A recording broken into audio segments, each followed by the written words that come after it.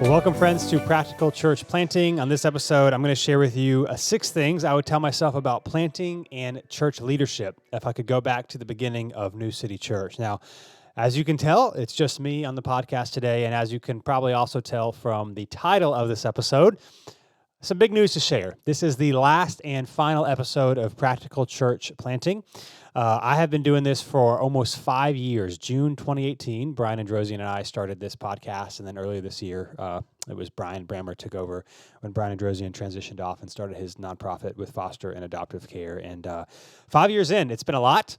I have been thinking about this for a while. We haven't really mentioned anything on the podcast because it wasn't really relevant. So what I want to do here before I get into some of the closing reflections on things I would tell myself, I'll tell you what I'm doing and ways you can connect going forward.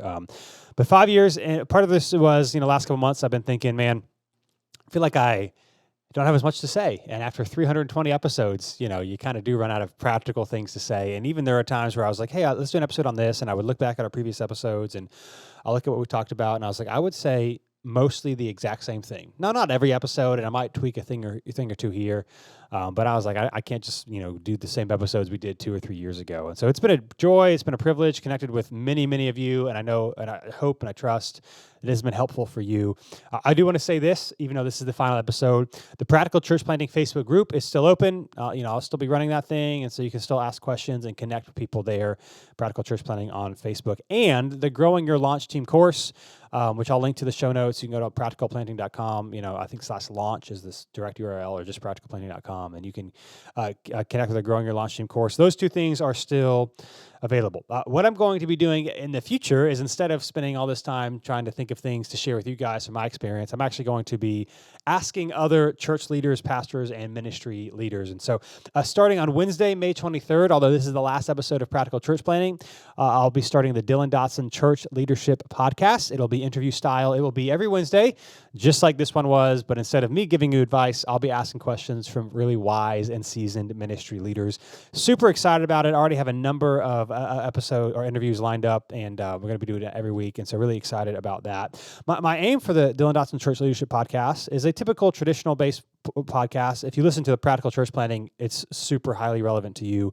But I'm also going to bring an element of practicality to it. So I'll be asking stories, things that they're good at, things that they're passionate about, but also asking questions to make it super practical, because a lot of different people are good at a lot of different things, are passionate about a lot of different things, and so things that they've experienced. So the practical element of that is still going to be there. So if you enjoyed this, I think you will enjoy that. Now, if you're listening to this in real time or before May 23rd, I do have in the show notes linked to Apple Podcasts, Google, Spotify, all the various places you get your podcasts. I do have an intro episode available now, so you can go ahead and subscribe. It's not going to be on this particular podcast feed. It would be self-serving for me to do so, to be quite honest, because there's a lot of subscribers to this podcast. However, this is Practical Church Planting, and I want to leave this up for those who need practical tips and advice, and it would kind of get muddy and, get thrown behind all the new episodes if I were to do that. So you will have to subscribe to the brand new podcast on a different feed. But again, all those links are in the show notes, or you can search Dylan Dotson Church Leadership Podcast wherever you listen to those. And that will be coming out in a couple of weeks. Super excited about that. And again, it's going to be highly practical and relevant for you. And instead of me, here's all the things I've learned, we're going to learn from some really awesome people. So excited about that. Now, I also want to say this. If you're listening to this episode, you also can be a guest on the Church Leadership Podcast if you like. The easiest way to do this is dylandotson.com/podcast. There's a form you can fill out of, why you want to be on the show, and questions to ask, things you're passionate about, that sort of thing. So dylandotson.com/podcast. Or as well, everything's going to be in the show notes today. There'll be a link in the show notes if you want to be a guest on the podcast and share your experience, things you've learned, and that sort of thing. We excited to have many of you guys, and I've talked to many of you guys over the years. So you can go to dylandotson.com/podcast if you want to be on that, or in the show notes, you can fill out the full guest form there. Now, again, I won't be using this feed for the Church Leadership Podcast. So again, you want to search that out. And again, right now, if you're listening to real time, there's just a welcome episode. You can go ahead and subscribe, though, if you want to get that when it releases on May 23rd. And the very last thing before sharing my parting reflections on things I would tell myself is another thing I do weekly is something called the Best Minute Newsletter. So every Tuesday, I send out what's called the Best Minute. My goal is to give you the best minute on the internet in under 60 seconds. And so I share one idea from me, two quotes from others, one interesting fact, and one challenge or question to leave you with. That's every Tuesday morning. So if you're interested in the newsletter, again, if you like this, it's very practical, just like this is. It's more leadership based, not just specifically ministry, but it'd still be highly relevant. So you can go to DylanDotson.com to sign up for the Best Minute newsletter, or again, in the show notes, the Best Minute newsletter is there as well. So DylanDotson.com for the podcast, for the newsletter, or the show notes. And so that's what's going on with me. Again, it's a bittersweet moment to close this thing down, but it's been a joy. 5 years, it's hard to believe. If we were one thing, it was consistent. And so I think in 5 years, we might have missed certainly, I don't know, five, 6, 7 at the most weeks, unless they were intentional. And so we'd always take off the week of Thanksgiving, last 2 weeks of December, because after the first year or two, we realized those are really low download numbers, and so didn't want to waste the effort on lower downloaded weeks. And so other than that, I mean, probably less than 5 times we actually missed a week over 5 years, which is pretty crazy. So that being said, that's what the new stuff's coming up. I'm really excited about that. But in this episode of Practical Church Planting, by telling you a few things that I would tell myself about planting and church leadership if I could go back to when New City began. Some of this, again, might not be necessarily new if you've been listening for a while, but some of this might be. Here's the first one. To be super proactive about meeting people. Again, I've shared on the podcast in the past, sometimes you just assume as a pastor, everyone's going to want to meet with you. Maybe you hear other pastors talk about their quote-unquote busy schedules, which you know how much I don't like that word. And so you get this idea that, oh, it's just stressful, things are going all the time, and then you might think there's something wrong with you if you're not getting a lot of people asking to meet with you. Now, part of the thing you got to remember is that pastors that lead really large churches, well, there's a lot more people. And so when you lead a smaller church, you're not going to have people like banging down on your door every single week to try to meet with you. And so what I've done the last couple of years, and what I would have encouraged myself to do in the beginning, is just be super proactive and use something like Calendly. You can use the free version. That's what I use. And so instead of, trying to meet with people can be really hard, trying to find a time. And so you can link it to your calendar. It's super easy. Again, what I do is I just send them my calendar. I say, pick a time. I'll follow up with a place to meet. And literally hardly ever does one of the times not work. And so that's what I would do. That's what I do now at New City. If someone comes if someone's new, even their first week, and I have a conversation with them, I'll reach out. Or if they've come a couple times, we're at the size, and especially since we're at 2 services, you can kind of tell if somebody's newer. So I'll often reach out if I can, or if we had a conversation, or if they've come a few weeks. So that's what I would do. And also just the people at your church. I mean, if it's been a few months, you have to meet with everybody every single month or every single quarter. You don't have to do that either. But maybe once or twice a year, if there's some people in your church that you just want to connect with, encourage, that sort of thing. But I just be super proactive about it. And I think sometimes people don't ask to meet because, again, they assume you're busy. They assume everyone's busy. Or they've been at churches where that wasn't a thing. I think for us, I live in Raleigh, and so there are some larger churches. And so when you are part of a larger church, and then you go to let's say this way: if you're part of a larger church, you're probably not as used to people reaching out to you to meet, particularly not the lead pastor. Now, I'm not knocking large churches. I think big and small churches have different strengths all the time. In fact, sometimes people come to New City and they say, hey, I'm looking for something smaller, which I'm always like, that's fine. But what if New City doubles in size? Would you still want to be here? Typically, what people mean, I think, when they say, I'm looking for something smaller, is they're looking for community, and they just didn't find it. And you can definitely create community in a larger church. You just have to be really intentional about, or the staff has to be really intentional about it. And so, anyway, I'll let it say, some people come from churches where, they never met with the pastor or someone on staff. And so they don't even know that, that's a possibility for them. And so just being super proactive, saying, you're happy to meet. We send out our quarterly giving statements. I'll put something in there, or sometimes, on Sundays, I'll make a comment here or there, or when I'm talking to people. So being proactive about it, and then emailing. And then to do this, you got to have a system that works for you. I use Todoist. It's an app on my phone. And so when I talk to people on Sundays, if they even mention wanting to get together, I'll make a note to email them later, or I'll just make a note myself of me and this person had a conversation. I should follow up with them. So I would be just super proactive. And I'll say this, just to be totally honest. If somebody is new at your church, I have found if they're new and I meet with them, their rate of return is very high. Now, it doesn't mean they necessarily stick forever, but if I meet with them, they feel like they have got some sort of connection with me. And so people are much more likely to return to your church and at least give you a few months if you actually meet with them. And so that actually can now I wouldn't say it's going to make a dramatic difference, but in terms of growing your church and reaching more people, being super proactive about meeting with new people is also like practically helpful for your church and for you. So be very proactive about meeting with people. Again, I do all mine just as a practical tip through email, not social media, direct messages, not through texting, because it's just like it's confusing with me. I do think there are some people that don't like email, and so when I say, "Hey, can you send me your email and I'll send it this way," like we don't meet sometimes because people just like don't check it, or like people don't. Some people don't control their email inbox very well. I'm inbox zero, so it's not a struggle for me.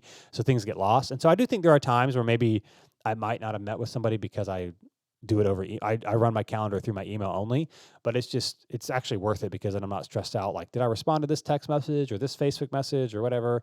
There'll be times where somebody will message me or whatever somewhere else, and I'll be like, hey, here's my email. Can you send me an email? And do it that way. So that's easier for me. So I do all my calendar through my email, and then I use Calendly, but very proactive about it.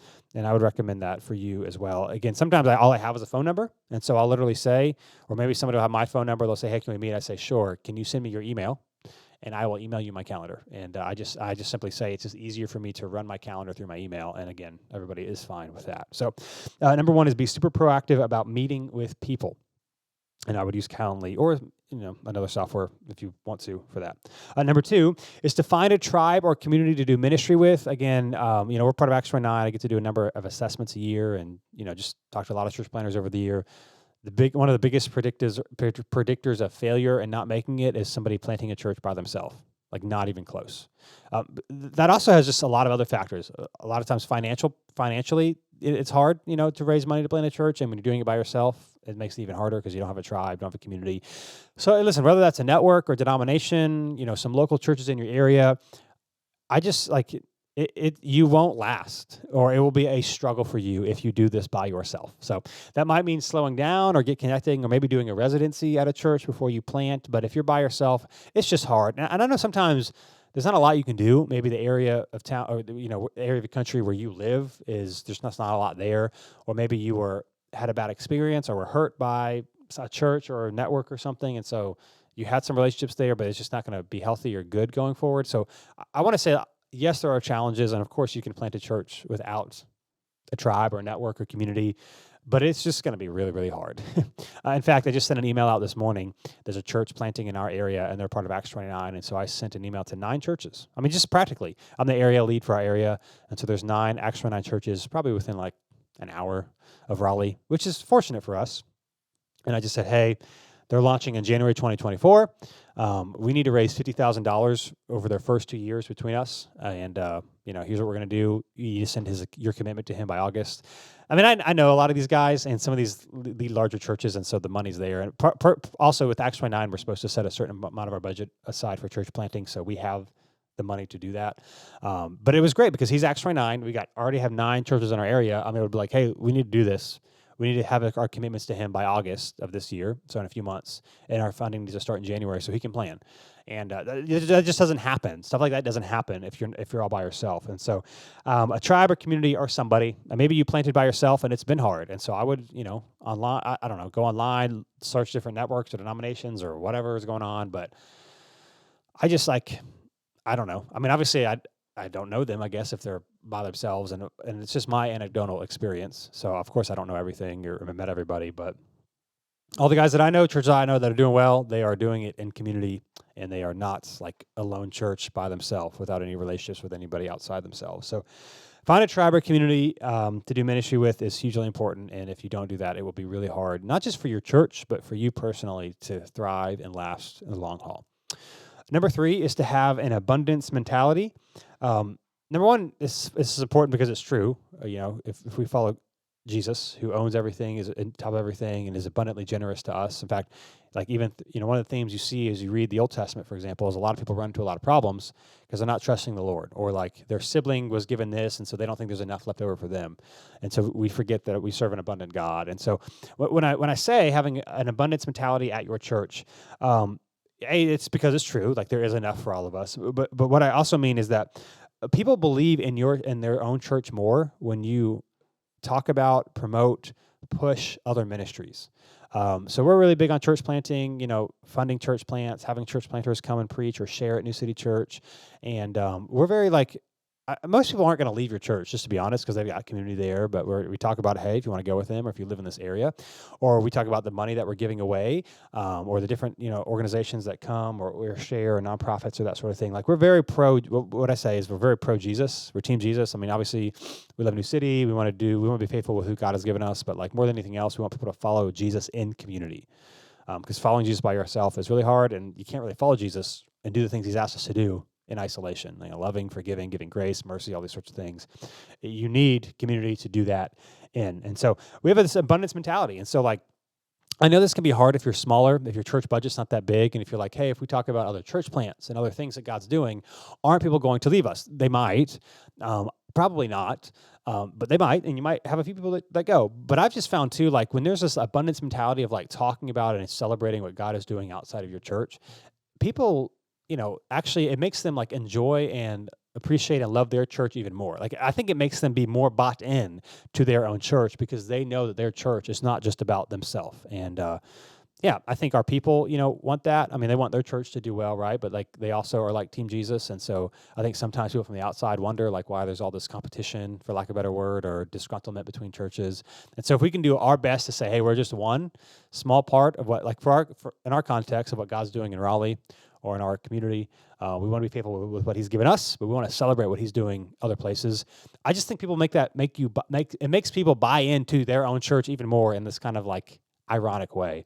So I think having an abundance mentality, even when you're small, even when starting out, and I know it's easier said than done, but just talking about, promoting, being excited about other churches and what God is doing, it will make your people, I think, not just like their church, but honestly probably respect you as a leader even more, that you're willing to not do what they assume it might be competition between churches or anything like that. So it's true. There is enough for all of us. God is faithful. We have to trust Him. But also just talking about and celebrating what He's doing in your area or other church plants, I think it's really big. And from the beginning, I would champion that. And I think as you do that, you'll see that like your people actually are really excited that their own church is also involved in other places. And so having abundance mentality is really important. It can be hard when you're smaller, finances are tight, not a lot of people, but doing that from the beginning is really, really helpful and good. Number 4, this one won't be a surprise, but consistent rhythms. Having consistent rhythms and disciplines in your life, when you do that, you'll have better health and you'll actually enjoy ministry more. And so like having disciplines around your calendar of when you work on what, when you meet with people, not just like being willy-nilly open 24/7 to when anybody wants something from you. Exercise, reading, sleep, all these sort of things. Like the more rhythms you have, the less you have to think about it, and the more honestly productive and healthy you'll be. And so I think sometimes our unhealth in ministry might be, especially if you preach a lot, you're working on your sermons on Saturday. Anytime somebody wants to meet, you try to meet with them right away, even if it's not an emergency or they weren't even like thinking you'd meet with them right away. Like we assume like we have to. It's hard to say no. And so like, it's just like, to be completely honest, like there's various things we will need. So like right now, my wife and I are doing foster care training. So every Saturday for 6 weeks from 9 to 2 on Saturdays, we are doing foster care training on top of all the paperwork and stuff like that so that we can be certified. So it's like, that's long weekends for us right now. And then we got to get childcare for our kids. And so we had somebody at a church that asked if I could help them move yesterday. Well, I'm recording this on a Sunday afternoon. And I told them I couldn't because I had other plans. Now I have a little bit of plans, like I just taken my daughter out to lunch, but I could have like done that and came back. But it's like I'm already gone for most of the day Saturday because of this foster care training. Like I can't. I've got to be willing to say no. And I think the first couple of years in New City, I just would have said yes to everything. And so being consistent. Now, obviously, there are going to be times where there's a lot going on and where you have to serve and we got to go above and beyond. But like right now, just really practically speaking, this foster care licensing is a lot of work. And so I got to make sure, on the weekends that spending time with my family, my kids. Again, one of my desires in life is that for my kids to get older and to say, we never thought that dad loved the church more than he loved us. And so if you're constantly doing stuff around, schedules, that sort of thing, it's just not helpful. Now, I'm not against doing things at night. I go to town sometimes for ministry stuff. Like, I'm not against that at all. I think that's totally fine. Different seasons, different things for different people. It's just that if you do that, you got to be intentional in other areas so that your kids know, your family knows that you value them. So be super consistent in health and ministry rhythms, preaching calendar, talk about that, or preaching rhythms of like when you prepare, that sort of thing, or any tasks you do weekly. I think having certain hours for certain things and then being flexible. So for me, talked a lot about this on the podcast, but until noon on most days, my calendar is not open to meet with people. And then from noon until the afternoon, it is, because I've got other things I want to do.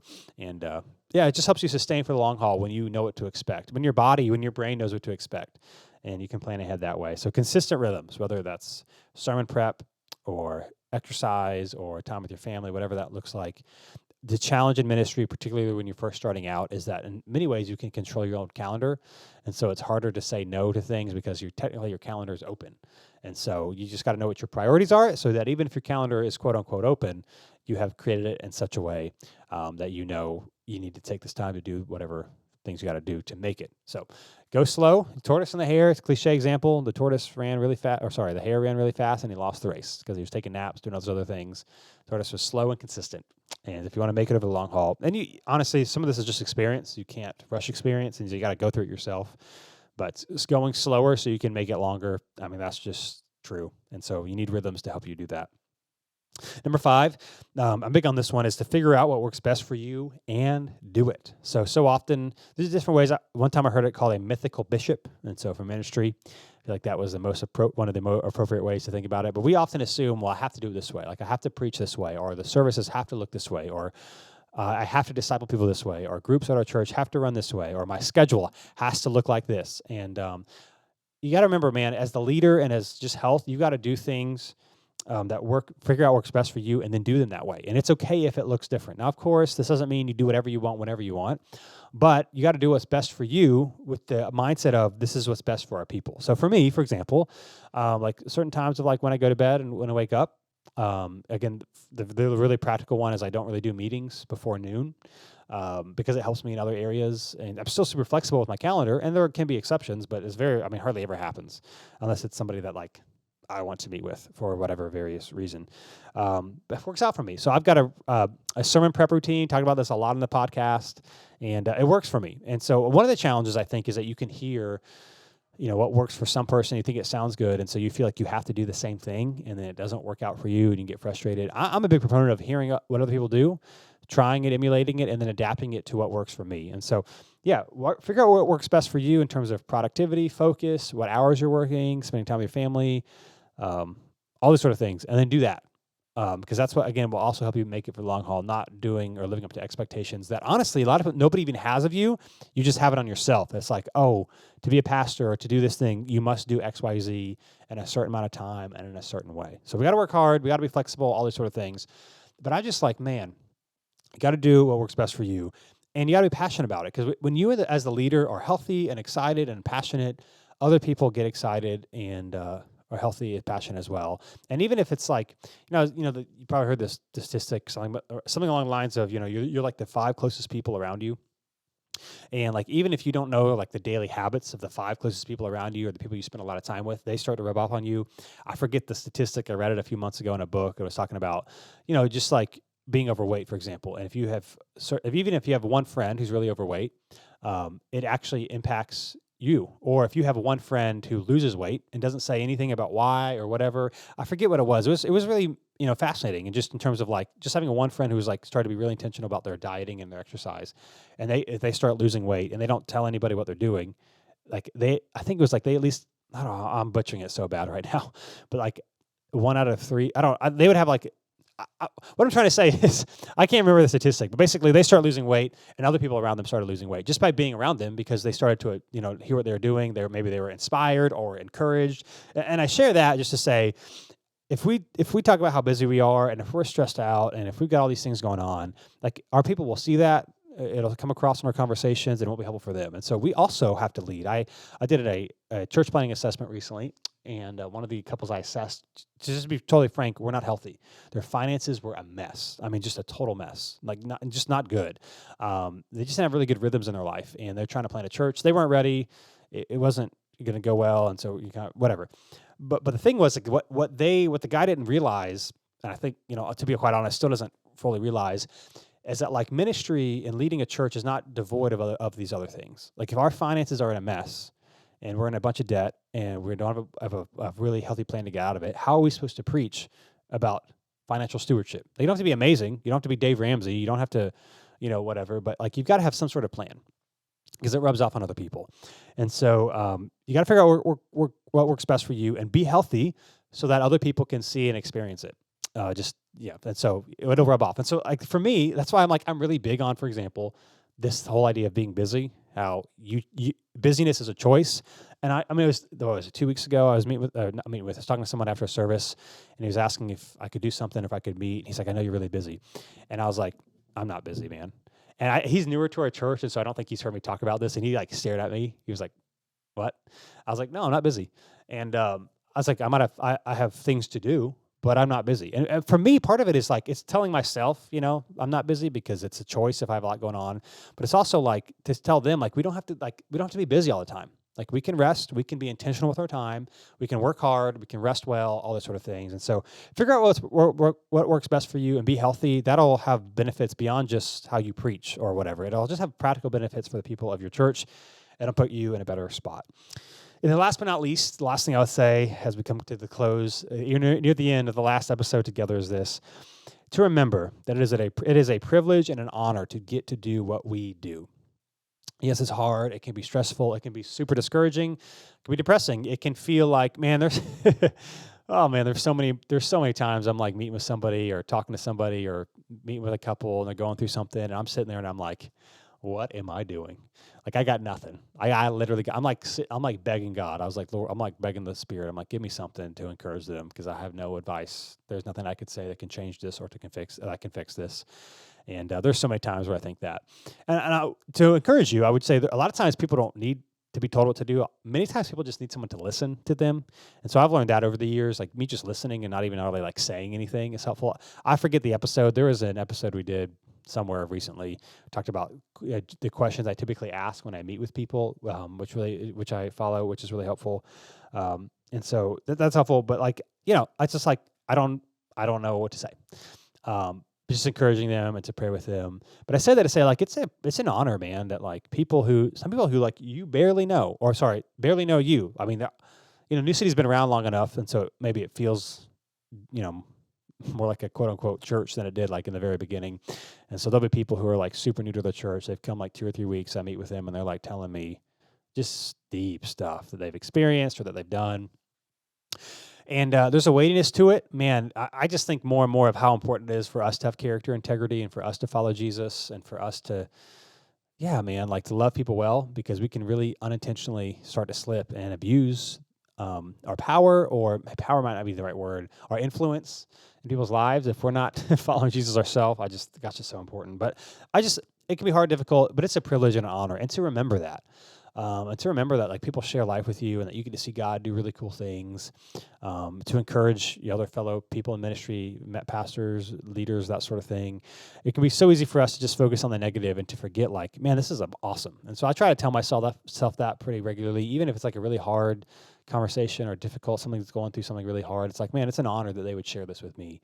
And it is, man, we get to preach and teach God's word, which means we get to study it for ourselves and learn a whole bunch of things, that we would never learn if we were working some other job, because we get to study the scriptures and see connections and learn and hear people's life experience and stories. It's always funny to me, you probably appreciate this too, in ministry. Sometimes people might assume that like pastors don't have a real job. I would say a lot of people, but maybe people like who aren't Christians or aren't part of the church, and it's like, oh, like it's kind of like not secluded, but maybe I forget I don't know the word I'm looking for, but just like, it's not the real world, right? It's always funny to me when I hear that, because I'm always like, bro, my job is more real in terms of the things that I talk about and experience than yours is. I would never say that.